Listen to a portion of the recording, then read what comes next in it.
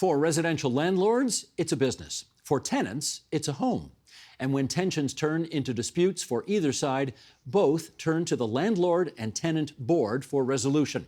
That's always been a difficult process, and it was made worse during the pandemic with frustratingly long backlogs. Is it well and truly broken, or is there some path forward for this troubled provincial tribunal? With us on that, Varun Sriskanda, a board member for the Small Ownership Landlords of Ontario. Geordie Dent, Executive Director, Federation of Metro Tenants Associations. Gloria Salomon, CEO of the Preston Group and Vice Chair of the Federation of Rental Housing Providers of Ontario. And Kathy Laird. She's a retired human rights lawyer and adjudicator and a spokesperson for Tribunal Watch Ontario. And it's great to have you four here in our studio tonight, where I'm sure we're going to have perfect agreement on everything we discussed. So, well, maybe not. Let's see. Varun, to you first. If you want a hearing these days at this tribunal, how long's the wait? Typically, if you file your application today, you can expect to get the notice of your actual first hearing date will be 8 to 10 months from today, the day you file. That's just for the hearing date? That's just for your first hearing date. And now, how long does the process take before you get a resolution? Once the hearing is actually held, yes, you have to wait for your written decision. I have some members of Solo that are waiting up to 2 months for a written decision. Some people are getting written decisions in 3 to 4 weeks. But that 8 to 10 months, when you take into account the time you wait for the written decision, it's 1 year. It's a year. It's 1 year of waiting. Is that your experience as well, Geordie, with the Federation? No, actually that used to be our experience prior to the pandemic. The numbers that you're hearing, tenants have been dealing with for almost a decade. Now it's even longer for tenants. So a year, wow, we should be so lucky. We're now waiting on average 10 to 14 weeks for a hearing, and a decision takes just as long, even longer, actually. 10 to 14 months, you mean? Sorry, 10 to 14 months, yes. Right, sorry. For a hearing, and then the decision takes even longer after that? Yes, yes. Huh, okay. How about in your experience, Gloria? What do you find? Well, quite similar. I mean, it's obviously not good for the health of the industry, but we do wait. If someone continues to live in a suite for 9 months or more before even a hearing is held, and then you may have a hearing and then again wait possibly 3 months for a decision, and or even if you don't, at that point you enter not waiting for a decision, but you have, let's say, an agreement of a payment plan, and if that doesn't work out, you have to reapply for another hearing to move forward, so that can take another 3 months. So your life's on hold for quite a while there. Quite a while. Right. Okay, we've got you here today because you're going to explain to us, why is it like this? Well, first of all, I think it's important to go back and remember what it used to be like. So before 2018, this tribunal was operating pretty well. And I went back and looked at the old annual reports and at the data available on the tribunal's own website. So these are their figures. It used to take 30 days from when an application was filed to when you got the order. 30 days. And frankly, for a landlord seeking an eviction for arrears, that meant that they wouldn't actually be out very much rent because they already had last month's rent. But that's application to decision. What about application to decision? Oh, what about waiting to get in to make your application? No, there was no wait. There was no wait. There was no wait. So and the 30 decisions, days. Right? And the decisions were coming out. Well, that was 2 decisions. Decisions were on average about 4 days after hearing. So it worked very well in 2017-18. I went back and looked at all those 3 years, did the calculations, figured out the averages. What was working then that clearly isn't working now? Well, there are many things that have gone wrong. I mean, one thing that started this downward spiral was that the Ford government declined to retain and reappoint in the normal course the adjudicators that they had after the election. So when we have an election in Ontario, we don't get rid of all the judges after an election. Why are we getting rid of all the adjudicators? This happened across Ontario tribunals, particularly at Tribunals Ontario. The Landlord and Tenant Board is part of Tribunals Ontario. So you're down bodies. You're down bodies. You were down at one point to 30. Right now there are close to 50 if you count up in the annual report. So there was a low point there. But also there were a lot fewer cases during the pandemic. The pandemic is not the cause of this. Today we have 20,000 fewer applications coming to the tribunal. So the fewest applications ever, this is Ontario's busiest tribunal. Usually 80,000 applications a year, now just over 60. So the numbers have come down as the backlog has gone up. And now we have already 50 adjudicators. If you add up what's in the last annual report, the government has just announced another 40. It used to work perfectly well with more applications and only 40 adjudicators. So Geordie, something else is going wrong. Okay, fill in the blanks. What's going wrong? I think what's going wrong is exactly what she said. If you go back to 2011, you had you had more applications, fewer adjudicators, but cases were heard faster. Now you have more adjudicators, fewer cases. They're not able to hear as many cases, and those that they are taking forever to go. I think it's primarily the reason that she's outlined. We have a different take on this, and I'll let you know what it is. We think the Ford government held back those adjudicators on purpose. Because, to what end? To speed up evictions faster, which is exactly what they did with Bill 184. So our opinion is they were trying to create a crisis. They did to help gut eviction preventions, and that's one of the things that we're looking at now. Varun, do you think it is in the interest of this provincial government to put, what's the expression I'm looking for, sand in the gears of this tribunal? No, I don't think the government did that on purpose. Now, they stopped the eviction of tenants during the pandemic. Now, that's what created the backlog. And so we're in a position now where we have less adjudicators, fewer adjudicators, and way more cases, right? So we're waiting 8 to 10 months, and there's no steps being taken to actually reduce that backlog. So 40 new adjudicators, that's great. How many adjudicators left their positions? How many adjudicators were fired? How many adjudicators are being replaced by that 40? Because we're not adding 40 new adjudicators. That number isn't really going up a lot. We're not going to see a significant reduction in that 8 to 10 months, which is that magic number we need to see go down. Another great way is the infrastructure. We hold leases on a significant amount of buildings that we can open doors to and start conducting hearings inside buildings, along with Zoom hearings. You gotta hit a two-prong. You can get rid of the backlog much faster if you're hearing hearings a lot quicker. Do you think the government is sabotaging this process in order to screw over tenants? No, I think that sounds ridiculous to me, honestly. I don't think it benefits landlords in any way. We are also waiting months and months and months for a hearing, so I don't understand how he can say the eviction process is expanding because of it. And I want to say that there was a backlog, a significant backlog prior to the pandemic, but the pandemic certainly emphasized the backlog because everything was shut down and we could not proceed with any tribunal hearings during the pandemic. So it was just an accumulation of a backlog over a backlog.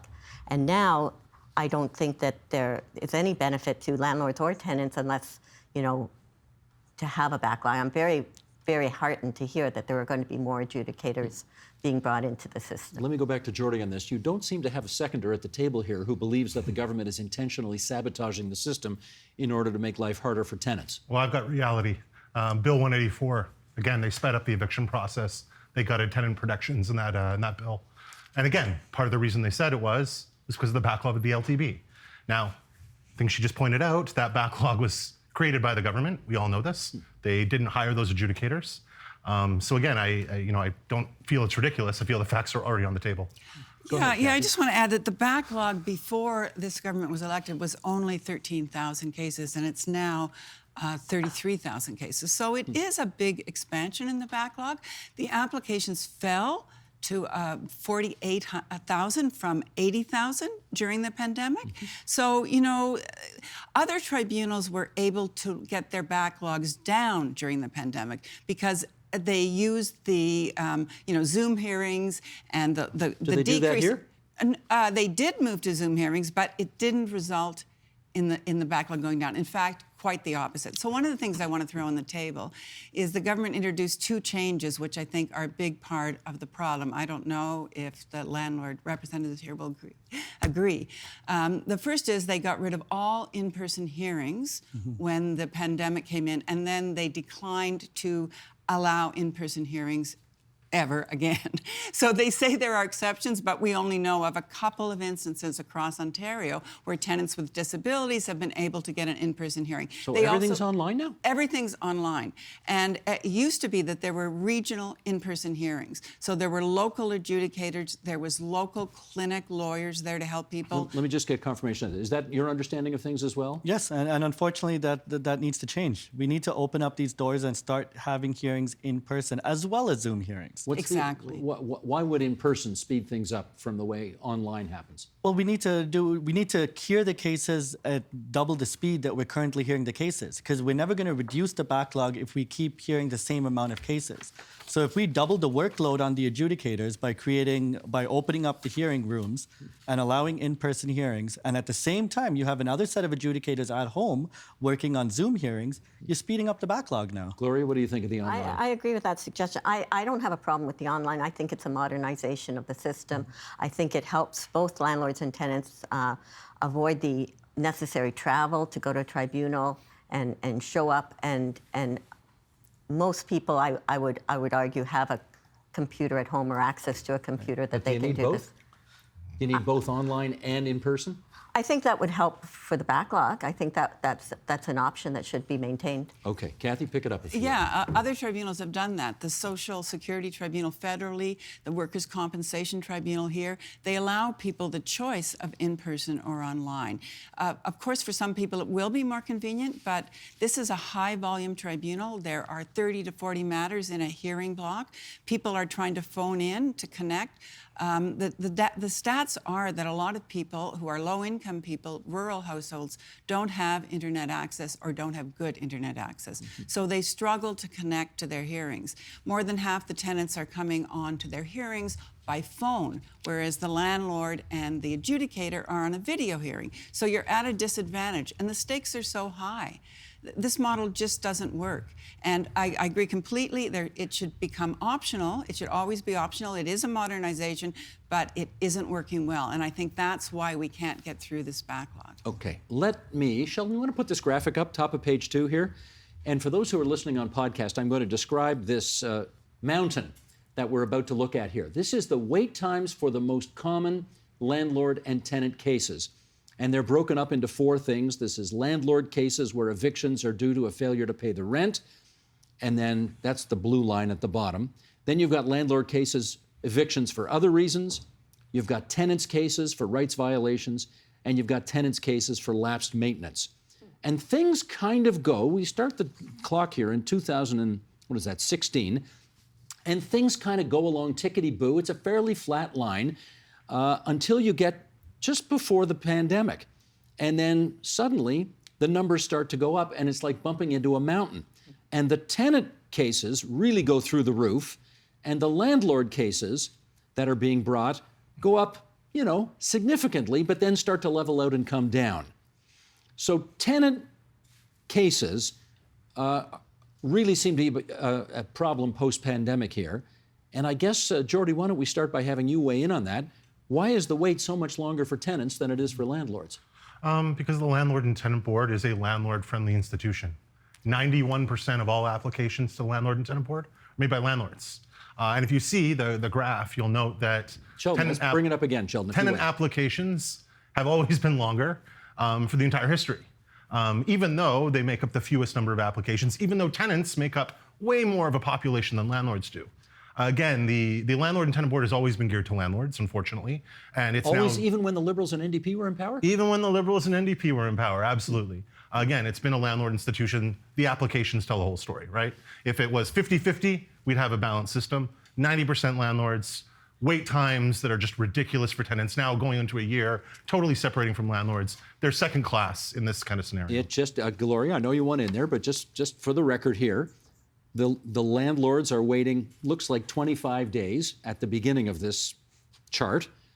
And by the end of the chart, it's up to about 125 days. So it's up, but the tenants start at 50 days and are up to a year by the end of it. Yes, but like Geordie said, there's a very, very small number of tenant applications compared to landlord applications. So you can argue that it has not been friendly to the landlords. There have been many, many, many waits for the landlord, and it's not in the landlord's best interest to even go to the LTB. I mean, in a perfect world, we would not want to even apply to the LTB. We do it out of necessity for non-payment of rent by a resident or for disturbances to other people in the building.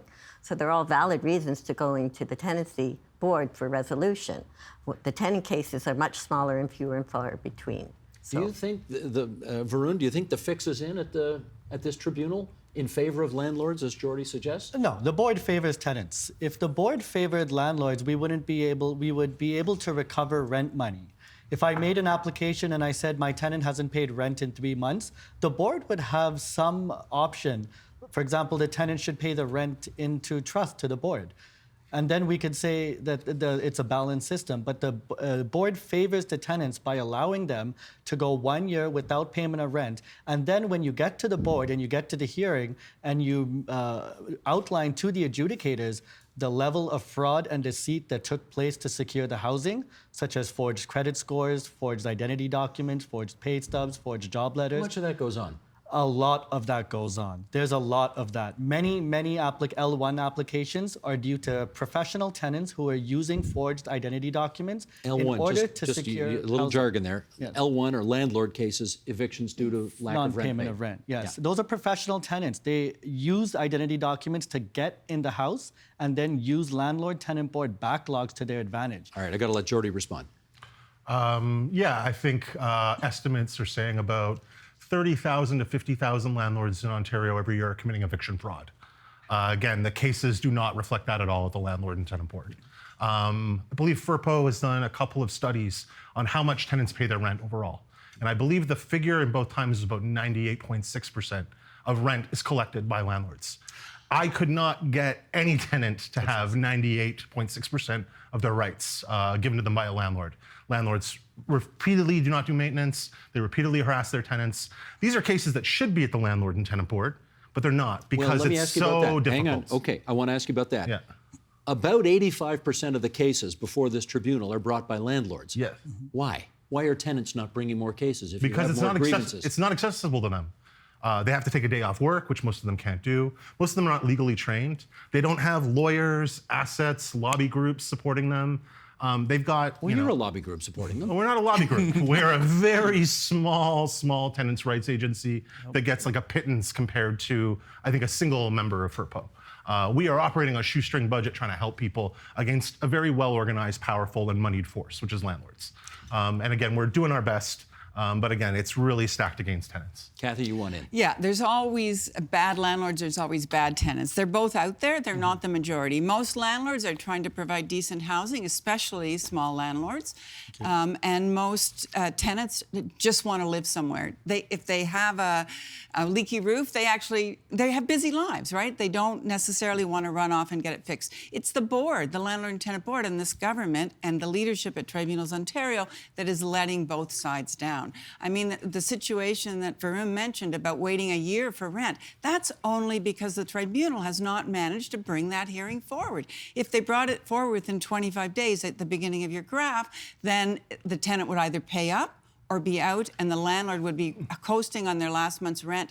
This is how it used to work. Okay, but theoretically, admittedly, this is only theoretically, if you've got an agency, if you've got a tribunal that is looking at complaints from landlords and tenants, you would assume that the applications would be 50-50 between landlords and tenants. It's 85-15. Well, no, it's because tenants, there's an affordability crisis. Lots of tenants are not able to pay their rent. This has historically been the case in Ontario, that all the applications, the vast majority, are always landlord applications. Now, in the old days when people were in an in-person hearing, many of these cases were settled. Tenant Duty Council was present in person. There was the municipal rent bank there. You know, I'm in Sudbury, my legal clinic's here, my rent bank's here, my housing inspector can testify about what's going on. It used to work really well. And all of that is out the window. Now we have tenants phoning in, landlords online, waiting sometimes hours for their matter to come up while they hold the phone. Tenants run out of minutes on their plan waiting for the hearing to come up. Gloria, you wanted I it. agree with everything Kathy's saying. It's making a lot of sense. I mean, if someone is not paying rent and continues to live in a suite for 9 or 10 months, I mean, it affects business. It affects the landlord. It's not the same level of care and maintenance that we can afford to How maintain. common is that, where you have somebody who doesn't pay for 9 or 10 months? Well, it's a lot more common than people who are complaining about their landlord issues at the tribunal, I'll tell you. It's very skewed. There's a lot more people who are suffering from not being able to pay the rent than they are suffering from the tenant's lack of maintenance in their units. Okay. So we can agree, Varun, that a year to dispose of these issues is too long. What's a reasonable amount of time that we should wait to have these issues dealt with? 30 days. Yeah. 30 days is doable? 30 days. Once you file an application at the board, you need to have your hearing in 30 days. And if you had a hearing in 30 days, 2 things would happen. One, there would be a significant reduction in the amount of tenants using fraudulent documents to secure housing. There's no incentive anymore, right? Once you get the housing, you know that I can be evicted in 30 days with non-payment. So let's just make sure we pay rent. A second thing is you're going to have more tenants that pay rent on time. Right? They don't want to be evicted. They know that it's no longer 8 to 10 months. You can't use LTP backlogs to your advantage. They will take the steps necessary to work with their landlord, create payment plans. And many small landlords I know are currently in payment arrangements with their tenants. There's significant arrears, but we keep the tenants in the unit and we work with them to pay back the arrears and keep up with the current rent. So the landlords say 30 days, it ought to be enough time to get it all done. What do you say? Has it ever been 30 days for a tenant? Ever? Has it ever been 30 days for a tenant? Ever? I don't know, you tell us. No. In 2018, the tenants from 42 Glen Elm took their landlord to the Landlord and Tenant Board. We go across the province. Where's that? 42 Glen Elm is downtown Toronto. Okay. They took their landlord to the board saying, landlord's trying to take away our storage lockers. That case was resolved this year, in 2023. It took 6 years for that case to work its way through the courts for tenants to get justice. No one cared. There was no television shows saying, oh God, tenants are waiting so long for justice. Tenants have been facing these delays for years. It's not an issue. When landlords are finally facing the same delays that tenants are facing, it's a problem. So I'm fine with 30 days if you can get tenants 30 days. But that's not a priority though, for anyone. Let's just check this though. I mean, last I checked, there is an opposition at Queen's Park. Who I certainly know Liberals and Democrats and Greens go to bat for tenants all the time. Mm-hmm. Are they not doing an adequate job bringing these issues to the fore? I mean, they're bringing the issues to the fore, but in our experience, you've got a government that's basically a landlord government. Like, they don't even talk to any tenant groups. I know FERPO meets with the government regularly. I assume Solo has met with the government regularly. They will not meet with us. And they will not meet with us because they frankly don't care. Like, they don't really care about the tenant experience. They've got big friends going to the Stag and Doe who are at the landlord groups. We weren't invited. The name of the bill is called Protecting Tenants. Yes. So the name of Bill 97 is called Protecting Tenants, not protecting landlords and tenants. Bill 984 was the book 1984. War is peace. Well, you call it whatever you want. The really full matter. name of the bill is Helping Home Buyers and Protecting Tenants. Yes. Right. Well, It'd be nice if we could protect some landlords as well. I have a lot of small landlords who need protection from fraudulent tenants, from unscrupulous tenants who are taking advantage of backlogs and are essentially stealing housing. But the point you made earlier, 30 days would work. There wouldn't be an incentive for fraud. There wouldn't be an incentive to withhold rent. Absolutely. Right. It's the Landlord and Tenant Board and Tribunals Ontario that is letting both sides down. I agree with Geordie that it's always served, tenant interests have always moved much more slowly through the process. But that it works for it's better for tenants as well if the process works quickly on all applications, and that includes landlord if applications. Existing non-payers remain in their units, then those units are not available for new people who want to come and rent apartments. Yes, and I think I don't think we should date the backlog problem from the pandemic when applications went way down. I think we have to date it from when this government came in, when they let go all the adjudicators. But also the leadership is taking us down a path that isn't functional. Everyone at this table has said that we need in-person hearings, but the government is doubling down. When they announced the new 6.5 million or whatever and hiring 40 new adjudicators, they also said none of these adjudicators will ever travel to a hearing. There used to be 44 hearing locations in this province. So it's all Zoom now. It's all Zoom. They will never hold an in-person hearing. So they're giving tenants phones to join their hearings because they don't have computers and they don't have phones. So that is doubling down on a model that frankly also delivers a lesser standard of justice to both sides. Let me ask Varun about the other side of the coin, though. If a landlord is in trouble financially because a tenant misses 1 or 2 months' rent, does that suggest to you that the landlord has taken on a project and/or debt level that is ill-advised? Absolutely not. When landlords got into this, they were looking at the Landlord and Tenant Board website and the Landlord and Tenant Board's own service standards, which I believe is still 30 days that they'd like to issue notices of hearings. I can't believe they haven't edited the text on that website, but their service standards are still 30 days. So if I'm a landlord and I want to get into this business, I got into it thinking that the province, that the courts, that the tribunals are operating the way they should be.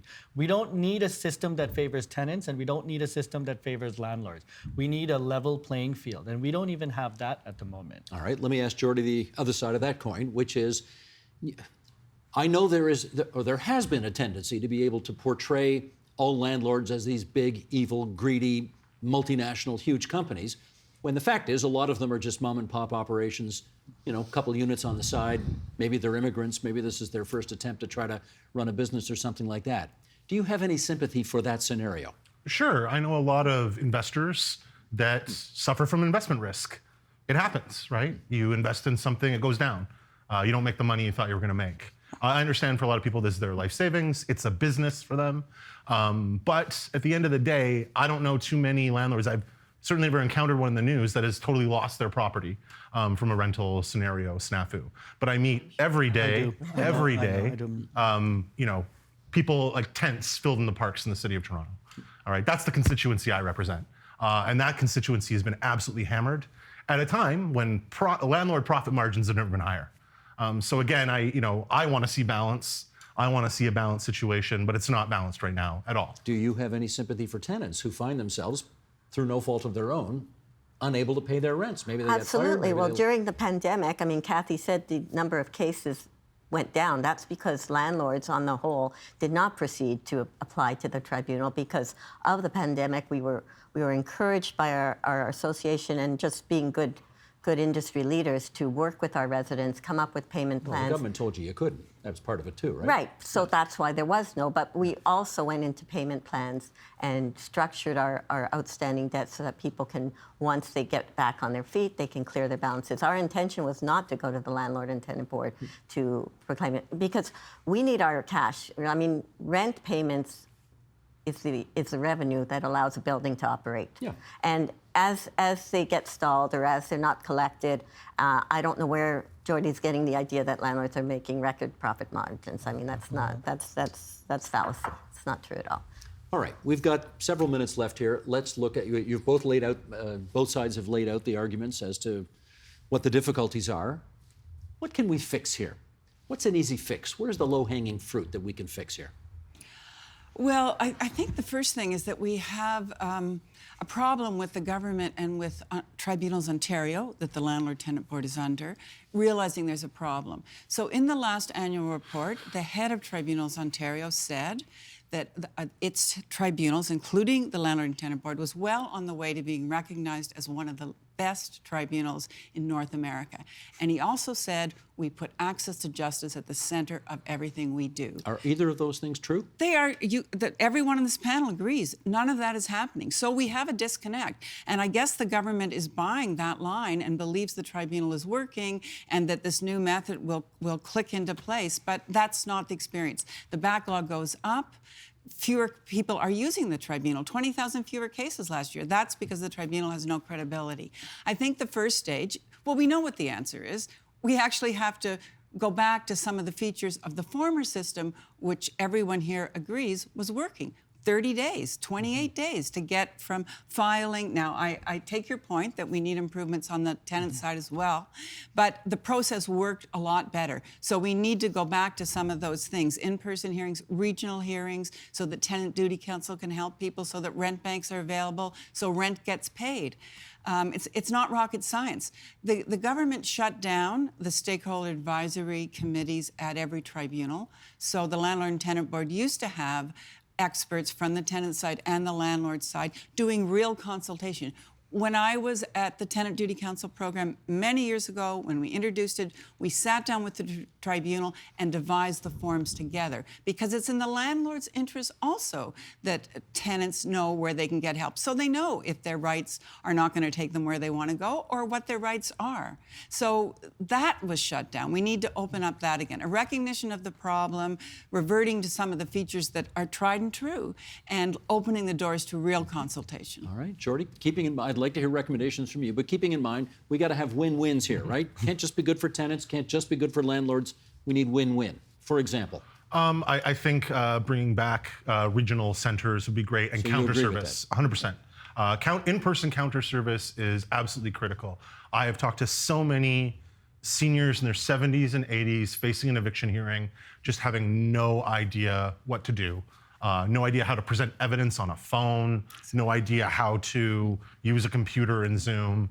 So again, they need in-person service. There's a couple other things that I think could be really helpful. Please. The Social Security Tribunal has like a navigator program to try to help people navigate the system. I think that's desperately needed right now for people, because you're gonna get, I encounter small landlords that have no idea what they're doing and trying to figure it out as they come to the tribunal. But more importantly, a lot of tenants really need that kind of support to navigate the system. You can also expand Service Ontario service.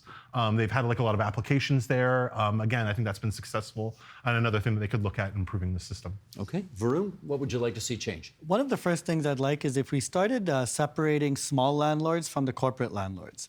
Now, a landlord that has one rental unit cannot take a hit the way a landlord that has 100 rental units. If one of those rental units starts defaulting, that's okay. You can offset those losses with another 99 rental units. But many of the members at Solar are suffering serious financial harm at the moment because they have 1 to 2 rental units. You know the cost of interest rate and inflation today. The mortgage rates are through the roof, utilities are through the roof. In which case, let me do a fast follow-up. If you're only small ownership landlords of Ontario. Correct. If you've only got 1 or 2 units and one of your tenants is a problem, and therefore your cash flow is 50% off or 100% off, why not sell? Selling isn't an option either. We got into this business to provide housing. A lot of the members at Solo take great pride in being able to provide housing to newcomers, to immigrants, to international students who suffer who have a difficult time finding housing in this country.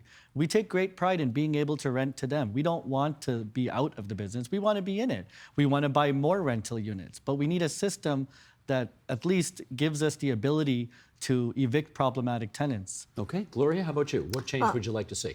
First of all, I'd like to say, as a board member for BOA, I would just say our industry is very pleased to hear that the Ontario government is investing in the Landlord and Tenant Board. I think it's long overdue, and I think the fact that they are investing all this extra funds in it is a positive step to improving the system.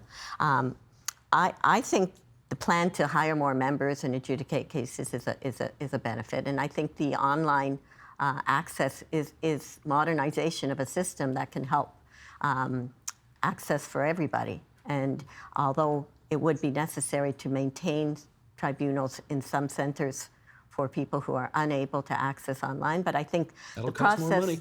But the process can be speeded up and saving money by moving a lot of things online. When not necessary to go and waste a whole day sitting in a tribunal office for your 10 minutes of your case that may come up. Kathy, I got 30 seconds left.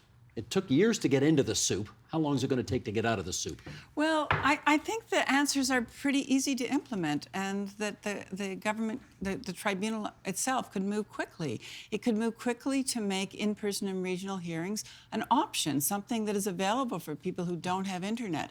And that you can manage that hearing block much better in an in-person hearing. So yes, move back to that and open your doors and invite people in.